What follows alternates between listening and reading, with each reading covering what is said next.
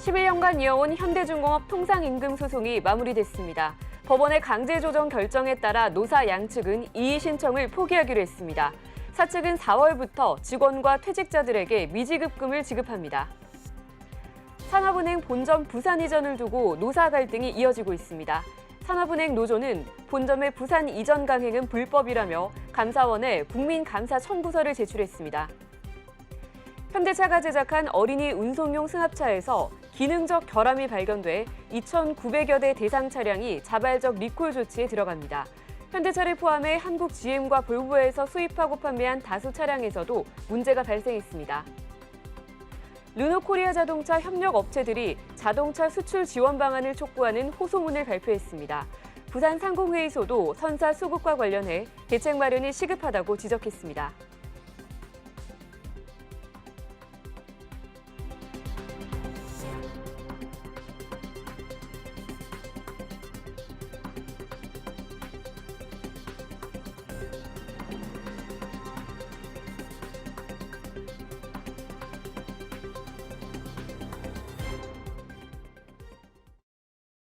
시청자 여러분 안녕하십니까? 1월 12일 NBN 뉴스프라임 시작합니다. 먼저 첫 번째 소식은 취재기자와 함께 다양한 경제 이슈를 짚어보는 프라임 이슈 시간입니다. 이 시간 오다힌 기자와 함께하겠습니다. 네, 어서 오세요. 네, 현대중공업의 통상임금 관련 소송이 10년 만에 종결이 됐습니다. 법원의 강제 조정 결정에 따라서 노사 양측이 이의 신청을 포기하기로 결정했다면서요? 네, 부산고등법원은 현대중공업 근로자 10명이 사측을 상대로 통상임금 재산정에 따른 추가 법정 수당 등을 청구한 사건과 관련해 지난달 28일 강제 조정 결정을 내렸다고 오늘 밝혔습니다. 네. 법원은 강제 조정 이후 노사 양측이 이의 신청 기간 2주 내에 이의 신청을 포기함에 따라 강제 조정 결정이 확정됐다고 설명했습니다. 법원의 강제 조정 결정은 확정 판결과 동일한 효력을 가지기 때문에 현대중공업 노사는 11년간 끌어온 소송을 마치게 됐습니다. 부산고법의 강제 조정안 확정으로 회사는 4월부터 3만여 명에 이르는 전현직 근로자들에게 미지급된 임금 6,300억 원을 지급해야 합니다. 또 조정 재판에서 최종 합의에는 이르지 못했지만 재판부가 권고한 조정안을 노사 양측이 모두 수용한 만큼 사실상 합의와 마찬가지라는 평가가 나옵니다. 네, 그런데 현대중공업의 통상임금 소송이 10년이 넘게 아주 길게 좀 이어왔었는데요. 그렇다면 그동안의 소송 진행 상황 자세히 좀 짚어주시죠. 네, 이 소송은 2012년 노동자 10명이 전체 3만여 명을 대표해서 회사를 상대로 상여금 등 통상임금에 포함해 재산정한 법정수당과 퇴직금 등 차액을 청구하면서 시작됐습니다. 네. 쟁점은 상여금 800% 중에서 모든 노동자에게 지급되지 않는 명절 상여금의 통상임금 포함 여부와 회사의 지급 여력이었는데요. 1심은 800%를 전부를 통상임금으로 인정하고 소급분을 주면 경영이 어려워진다는 회사 주장을 받아들이지 않았습니다. 그러나 2심은 명절 상여금은 특정 시점에 재직 중인 노동자에게만 지급되기 때문에 통상임금으로 볼 수 없다고 판단했습니다. 나머지 700%는 통상임금이지만 조선업 위기 상황에서 소급분을 지급하면 회사가 위태로울 수 있다고 봤고 결국 3심까지 간 이번 사건은 대법이 사측 손을 들어준 2심을 깨고 노동자 승소 취지로 부산고법으로 돌려보내면서 진행돼 왔습니다. 네. 회사는 4월부터 법원 조정 결과에 따른 금액을 지급해야 하는 만큼 대상자들 임금 정산 작업을 진행하고 있습니다. 회사는 지급 총액을 7천억 원가량으로 추산하고 있는데요. 네. 1인당 지급액을 계산하면 평균 최소 1,800여만 원입니다. 다만 연장 근로시간 또 근무 기간 등에 따라 달라지는데 사무직보다는 기술직이 연장 근로시간이 더 많아서 금액도 차이가 날 것으로 보입니다. 현대중공업 관계자는 장기간 이어진 통상임금 소송을 조속히 매듭짓고 발전적이고 미래지향적인 노사관계를 기반으로 100년 기업 초석을 다지기 위해 법원 조정안을 수용하기로 결정했다고 말했습니다. 노조 관계자는 미지급금이 완전히 지급될 때까지 조합원에게 불이익이 없도록 노력하겠다고 강조했습니다. 네, 계속해서 다음 이슈 살펴보겠습니다. 산업은행의 부산 이전을 두고 노사와 사측의 갈등이 수개월째 이어지고 있습니다. 오늘 산업은행 노조가 감사원에 국민감사 청구서를 제출했다면서요. 네, 오늘 사는노조는 감사원에 국민감사 청구서를 제출하기 전에 기자회견을 열고 강석훈 산업은행 회장의 일방적이고 불법적인 부산 이전 졸속 추진에 대해 감사원은 감사 실시를 결정하고 조속히 감사에 착수해야 한다고 밝혔습니다. 노조는 감사 청구서에서 법률상 명시된 절차를 위반해 본사 이전 준비단을 설치한 점, 또 사는법 및 정관을 위배해 본점 이전 문서를 결재한 점, 강 회장이 부산 이전 추진 일정으로 이사회를 연기해 직무를 게을리한 점, 이전 준비단 설치 등과 관련해 공공기관 예산을 낭비한 점 등을 감사 사유로 적시했습니다. 네. 그러면서 사는 노조는 부산 이전이 법령상 근거가 없다고 보고 있습니다. 특히 산업은행 강석훈 회장이 이전을 추진하는 과정에서 예산을 방만하게 집행하고 또 직무 해태 등의 부패 행위를 저질렀다고 주장했는데요. 강 회장이 본점 이전을 추진하면서 지난해 사는 직원 93명이 자발적으로 퇴사했는데 이 수치는 예년과 비교해서 2배가 넘는 수준이라며 지적하기도 했습니다. 네.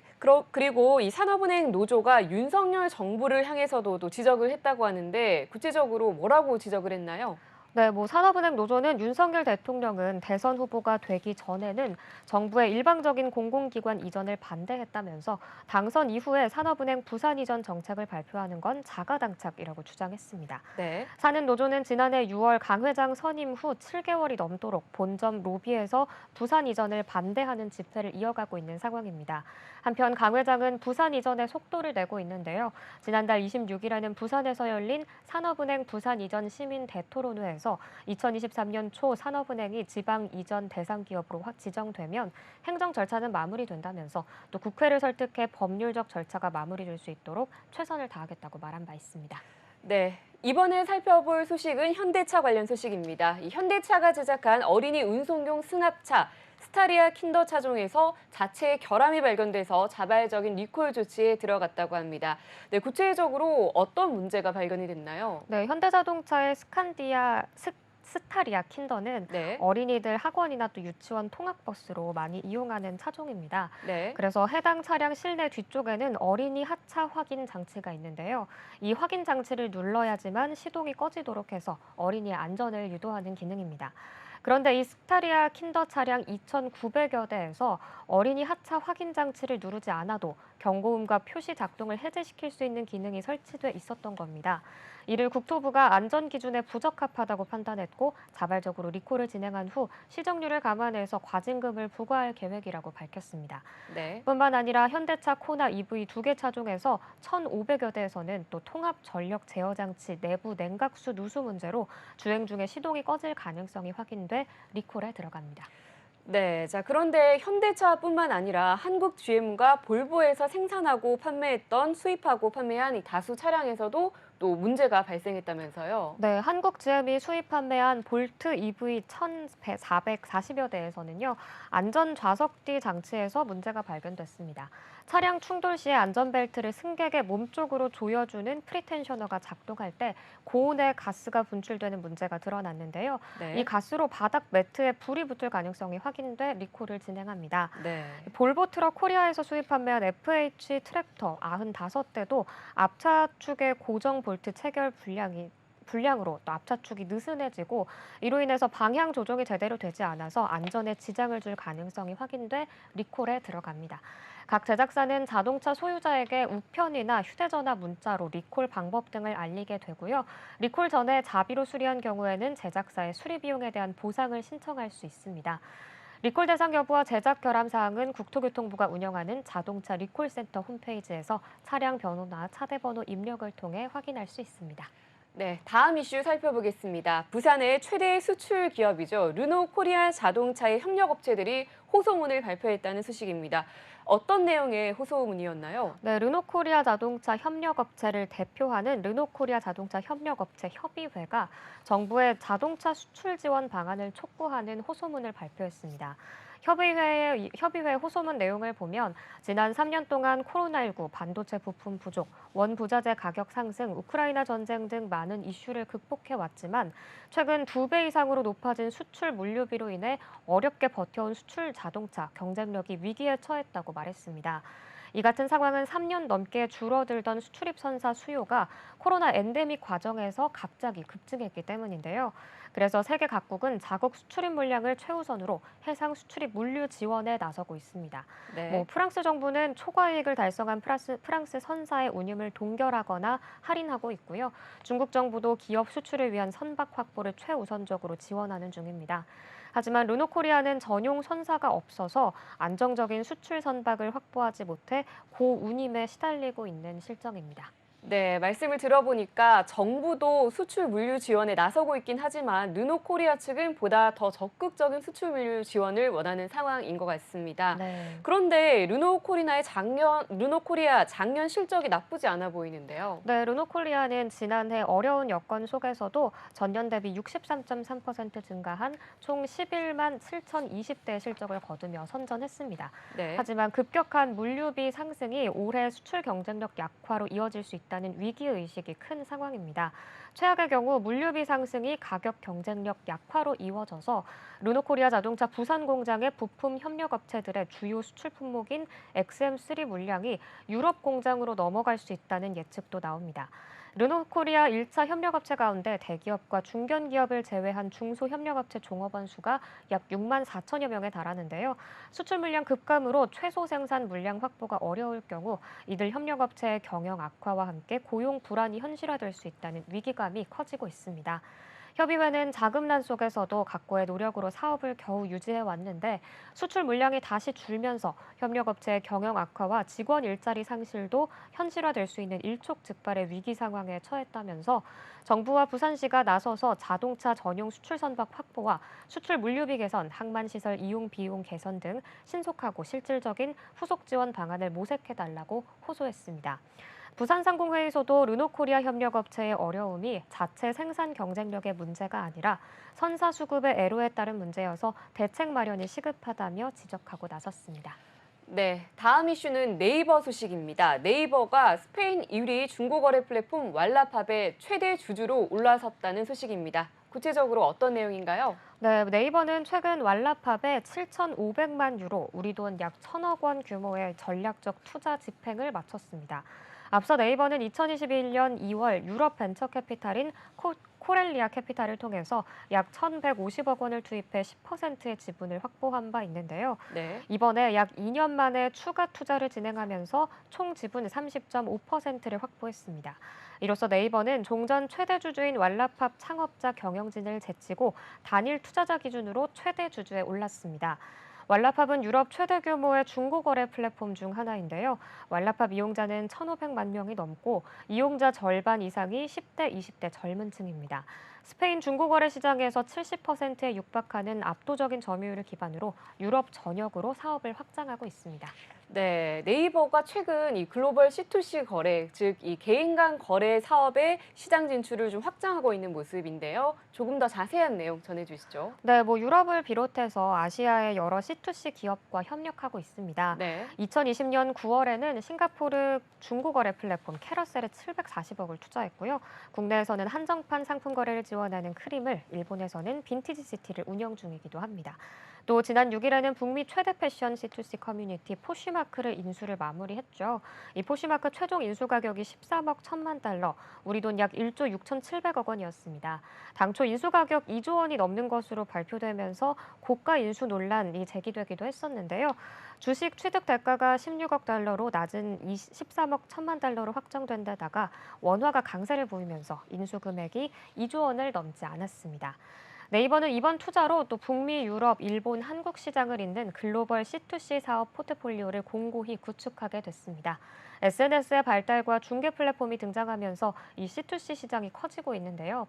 네이버는 급성장하고 있는 글로벌 C2C 시장을 본격적으로 공략하면서 국내 사업의 정체 위기를 돌파하겠다는 전략입니다. 네, 다음 소식 살펴보겠습니다. 한 조사의 결과에 따르면 국내 100대 기업 여성 사회이사 비중이 처음으로 전체의 20%를 돌파했다고 하는데요. 그중에서도 한국가스공사가 가장 많았다면서요? 네, 글로벌 헤드헌팅 전문 업체 유니코 서치가 2022년 국내 100대 기업 사회이사 현황 분석을 발표했는데요. 네. 지난해 3분기 기준으로 국내 100대 기업 전체 사회이사 인원 447명 가운데 여성 임원이 94명으로 나타났습니다. 네. 100대 기업 내의 여성 사회이사는 지난 2020년 35명, 2021년 67명으로 증가한 뒤에 지난해 처음으로 20%대 진입한 겁니다. 100대 기업에서 활약하는 여성 사회이사를 배출한 기업 숫자도 눈에 띄게 증가했는데요. 지난 2020년에는 100곳 중에 30곳이던 것이 21년에는 60곳으로 많아졌습니다. 또 지난해에는 82곳으로 여성 사회이사 보유 기업이 크게 늘었습니다. 100대 기업 중에 여성 사회이사가 가장 많은 곳은 한국가스공사로 확인됐습니다. 한국가스공사는 사회이사 총 8명 가운데 절반인 4명을 여성이사로 채웠는데요. 작년 12월 최연애 대표이사가 CEO 자리에 오르는 등 여성 채용에도 적극적인 모습입니다. LG에너지솔루션은 총 3명의 사회이사 중 2명이 여성으로 사회이사 내 여성 비율이 66.7%로 가장 높았습니다. 네, 자 이렇게 여성 사회이사 비중이 높아진 배경으로 개정된 자본시장법에 영향이 있다고 봐도 될까요? 네, 그렇습니다. 여성 사회이사 많아진 배경으로 개정 자본시장법을 꼽을 수 있는데요. 개정 자본시장법은 지난해 8월부터 시행됐습니다. 이 법 내용에 따르면 자산 2조 원이 넘는 기업이 이사회를 구성할 때 이사진을 특정 성별로만 채우는 것을 금지하고 있습니다. 이번 통계를 조사한 유니코서치 김혜양 대표는 자본시장법 시행으로 대기업에서 여성 사회이사를 적극적으로 영입하려는 바람이 거세지고 있다면서 아직은 여성 사회이사를 1명 정도만 영입해 겨우 법을 준수하는 수준에 그치고 있지만 시간이 흐를수록 여성 사회이사 2명 이상 복수로 늘리는 기업들이 많아질 것으로 예상된다고 말했습니다. 네, 자 계속해서 다음 이슈로 넘어가 보겠습니다. 한국 야쿠르트 HY가 배달 대행 서비스 불응의 운영사인 메쉬코리아의 인수전에 뛰어들었다고 합니다. 구체적으로 현재 어떤 상황인가요? 네, 메쉬코리아는 창업자인 유정범 의장과 경영진이 지분을 담보로 OK캐피탈로부터 받은 대출금 360억 원을 갚지 못하면서 회생 절차에 돌입한 상황입니다. 네. 이런 와중에 또 HY가 메쉬코리아 인수 의지를 나타낸 건데요. HY는 약 800억 원을 들여서 메쉬코리아 지분 65%를 확보하는 방안을 추진하고 있습니다. 최근 메쉬코리아 공동 창업자인 김형설 부사장이 이 같은 내용을 담긴 자율구조조정 지원 프로그램 ARS를 서울회생법원에 제출한 것으로 알려졌습니다. 김 부회장을 중심으로 한 사내 이사진은 ARS 기간 추가 연장을 요청하면서 주주단과 합의를 거쳐 OK캐피탈에 대한 채무 360억 원을 포함한 기존 채무를 전액 변제하겠다는 계획을 제시했습니다. 네. 지금까지 법원에 제출된 회생 방안은 유정범 의장이 주축이 된 ARS와 김형설 부사장과 HY의 ARS, 그리고 유진그룹에 매각하는 방안을 기본으로 한 OK금융그룹의 P플랜 이렇게 3가지입니다. 네. 하지만 현재로서는 어느 한 곳도 우세한 곳이 없는 상황인데요. 회생 계획안은 보통 채권자의 동의를 얻어야 하는데 이 ARS 프로그램으로 가면 주주 가치가 덜 희석된다는 장점이 있습니다. 반면에 P플랜은 관리인의 조사 보고서 제출이 생략되고 회생 계획안 제출 의무가 면제되면서 기업 회생 집행을 신속하게 처리할 수 있다는 장점이 있습니다. 서울회생법원은 2월 말까지 ARS 프로그램과 P플랜 중에서 기업 회생에 도움이 되는 쪽으로 결정을 내려야 합니다. 네, 자 내용을 들어보니까 이 메쉬코리아 경영 상황이 좀 좋지 못해서 HY 측에서 인수를 하려고 하는 상황인데 네. 또 메쉬코리아 측에서는 회생의 의지가 좀 보이네요. 자 그렇다면 HY가 메쉬코리아 인수에 이렇게 적극적으로 나서고 있는 이유는 뭔가요? 네, HY가 메쉬코리아 인수에 이렇게 적극적인 데는 고객에게 물건을 전달하는 라스트 마일 서비스 강화를 통해서 종합 유통기업으로 거듭나기 위함이라는 분석이 나옵니다. 네. HY는 야쿠르트, 윌로 유명한 식음료 기업이라는 이미지에서 벗어나기 위해서 2021년에 사명을 HY로 바꾸면서 본격적인 물류 사업에 진출했습니다. 지난해 HY의 유통망을 다른 기업에 제공하는 B2B 물류 서비스 프레딧 배송 서비스를 시작한 것도 그 일환으로 보입니다. 네. HY가 오토바이 중심의 배송 서비스를 주력으로 하는 메쉬코리아를 품게 되면 라스트 마일 부문의 경쟁력을 크게 강화할 수 있을 것으로 보입니다.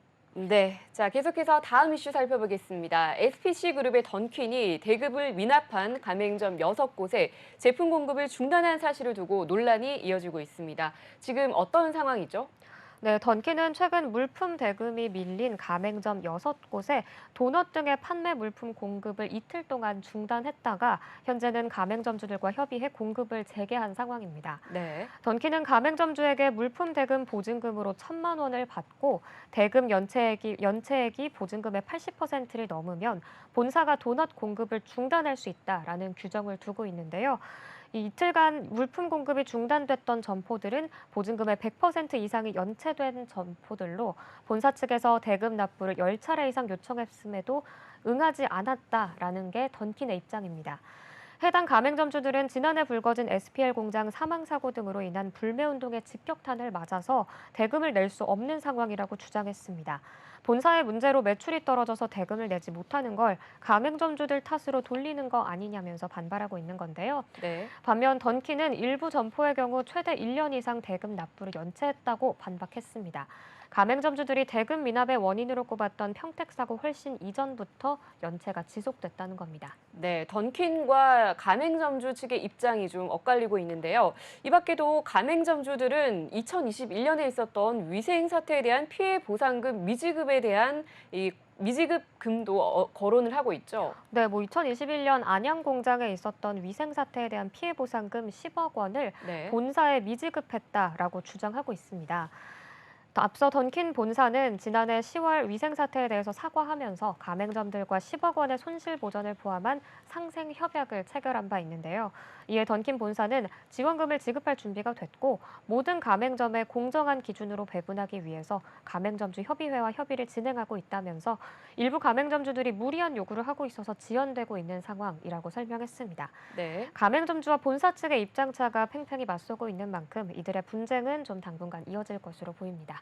네, 계속해서 다음 이슈 살펴보겠습니다. 한화솔루션이 3조 2천억 원을 투자해서 북미 최대 규모의 태양광 공장을 만든다고 밝혔습니다. 앞으로 한화솔루션의 계획은 어떤가요? 네, 하나솔루션의 솔라허브 투자 규모는 미국 태양광 에너지 산업 역사상 최대 규모고요. 또 단일 기업이 북미 지역의 태양광 핵심 밸류체인별 생산 라인을 모두 갖추는 것도 이 한화솔루션이 처음입니다. 네. 우선 이 조지아주 카터스빌에 총 3조 원 규모를 투자해서 내년 말에 상업 생산을 목표로 3.3기가와트 규모의 인곳 웨이퍼 셀 모듈 통합 생산 단지를 건설할 예정입니다. 태양광 핵심 밸류 체인은 5단계로 폴리실리콘, 인곳, 웨이퍼, 셀, 모듈로 구성되어 있는데요. 원재료인 폴리실리콘을 제외한 나머지 4개 제품을 한 곳에서 생산하겠다는 목표입니다. 한화솔루션은 2019년부터 조지아 달튼 공장에서 모듈 양산을 시작했는데요. 올해 상반기 중으로 1.4기가와트 규모 생산 라인 증설을 끝내고 연말까지 2기가와트의 생산 능력을 추가로 늘리겠다고 밝혔습니다. 네. 한화솔루션이 내년 말에 달튼 공장과 카터스빌 공장 신증설을 완료하면 현재 모듈 생산 능력이 총 8.4기가와트로 늘어납니다. 이 규모는 실리콘 전지 기반 모듈을 만드는 태양광 업체 생산 능력으로는 북미 최대 규모로 미국 가구 기준으로 약 130만 가구가 1년 동안 사용 가능한 전력량이기도 합니다. 네, 자 이렇게 북미 최대 규모의 태양광 공장을 우리나라 기업이 설립한다고 하는 소식에 조 바이든 미국 대통령은 환영 성명을 내면서 반겼다면서요? 네, 바이든 대통령은 어제 성명에서 한화솔루션이 발표한 미국 역사상 최대 규모의 태양광 투자는 조지아주 근로자 가정과 미국 경제에 큰 호재라면서 조지아주에서 양질의 일자리를 창출하고 공급망을 강화해 타국 의존도를 낮추고 기후 위기와 싸우는 데 도움이 될 것이라고 말했습니다. 이어서 인플레이션 감축법의 직접적인 결과물임을 강조했습니다. 네. 증권가에서는 한화솔루션이 미국 인플레이션 감축법에 따른 세제 혜택 규모가 약 1조 원 정도 될 것으로 추정하고 있습니다. 향후 10년간 누적 8조 원의 세제 혜택을 전망하는 분위기입니다. 네. 이 같은 소식에 오늘 한화솔루션 주가는 강세를 보였습니다. 오늘 오전 기준 전날보다 5% 이상 오른 4만 원 후반대에서 거래되기도 했습니다. 태양광 사업 매출과 수익성이 크게 개선될 거란 기대감이 반영된 것으로 보입니다. 네, 자 계속해서 다음 소식 살펴보겠습니다. 롯데바이오로직스가 오는 2030년까지 무려 30억 달러를 투자해서 국내 항체 의약품 생산 공장을 짓는다는 계획을 밝혔습니다. 자세한 소식 전해주시죠. 네, 이원직 롯데바이오로직스 대표는 10일 현지 시간 미국 샌프란시스코에서 열린 JP모건 헬스케어 컨퍼런스에서 2030년까지 30억 달러를 투자해 총 36만 리터 규모의 항체 의약품 생산이 가능한 3개의 메가 플랜트를 국내에 갖출 계획이라고 말했습니다. 네. 2033년 세 개의 메가플랜트 완전 가동이 목표이면서 매출액 30억 달러, 영업이익률 35%를 기대한다라고 덧붙였는데요. 우선 첫 번째 공장의 경우 올해 하반기 착공해 2025년 하반기 준공, 2026년 하반기 GMP 승인, 27년 상업 생산 시작을 목표로 하고 있습니다. 이렇게 해서 2034년까지 순차적으로 3개의 공장을 완전 가동한다는 계획입니다. 이 시러큐스 공장을 롯데바이오로직스의 북미센터로 육성하기 위해 항체 약물 결합체, 위탁 생산 서비스 제공, 임상물질 생산 배양 시설 및 완제의약품 시설 추가를 검토 중입니다. 롯데바이오로직스는 향후 시러큐스 공장을 항체의약품 생산부터 화약의약품의 접합까지 원스톱으로 제공할 수 있는 시설로 전환해서 북미 최고의 ADC 전문 위탁 생산 서비스 센터로 거듭날 것이라고 밝혔습니다. 네. 자, 다음 소식 살펴보겠습니다. 롯데가 올해 상반기 롯데 VCM을 3년 만에 대면으로 열고 또 그룹 경영계획 및 중장기 전략을 대면으로 논의한다고 합니다. 오늘 오후 1시 30분부터 6시까지 롯데타워 31층 오디토리움에서 진행이 된다고 하는데 지금 5시 26분이죠. 이 시각 행사가 마무리되어 가고 있을 것 같은데요. 오늘 롯데 VCM에서는 구체적으로 어떤 논의가 좀 진행이 됐나요? 네, 롯데는 이번 상반기 VCM에서 상시적 위기 시대 지속 성장 발판으로 전환하기 위한 논의를 진행할 것이라고 밝혔습니다. 네. 신동빈 롯데 회장을 비롯해 롯데지주 대표이사, 각 사업군의 총괄 대표와 계열사 대표, 롯데지주 실장 등 70여 명이 참석할 것으로 예정돼 있습니다. 롯데 VCM은 글로벌 위기 상황 극복 방안을 주제로 한 외부 강연으로 시작됩니다. 이어서 롯데그룹의 싱크탱크인 롯데미래전략연구소가 올해 경영 환경을 진단하고 발생 가능한 다양한 위기 상황에 대해서 방향성을 공유합니다. 롯데그룹 사업 포트폴리오 고도화 전략과 지속 가능 경영을 위한 재무 전략에 대한 논의도 같이 진행됩니다. 신동빈 회장이 CEO들의 역할과 리더십을 지속해서 강조해온 만큼 각 계열사 CEO들에게 그룹의 중장기 전략 실행을 위한 당부도 잊지 않을 것으로 전망됩니다. 네, 한 가지 이슈 더 보겠습니다. 이재용 삼성전자 회장이 상생 철학에 따라 설 협력회사 물품 대금을 앞당겨 지급하기로 했다는 소식입니다. 금액이 어느 정도 되나요? 네, 이재용 회장은 중소협력회사에 1조 400억 원 규모의 물품 대금을 최대 2주 앞당겨 지급할 예정입니다. 이에 더해서 내수 경기 활성화를 지원하기 위해 임직원을 대상으로 설맞이 온라인 장터를 열어서 자매마을 특산품과 스마트 공장 지원업체의 제품을 판매할 계획도 갖고 있습니다. 이재용 삼성 회장은 어려운 상황이지만 함께 극복해야 한다고 말하기도 했는데요. 이 삼성전자는 원자재, 최저임금 인상분, 납품 단가 반영 등을 통해서 협력회사의 경영 안정화와 국내 기업들의 거래 대금 지급 문화 개선에 앞장서온 것으로 알려졌습니다. 네, 오늘도 다양한 경제 이슈들 잘 들었습니다. 오다인 기자 수고하셨습니다. 네, 고맙습니다.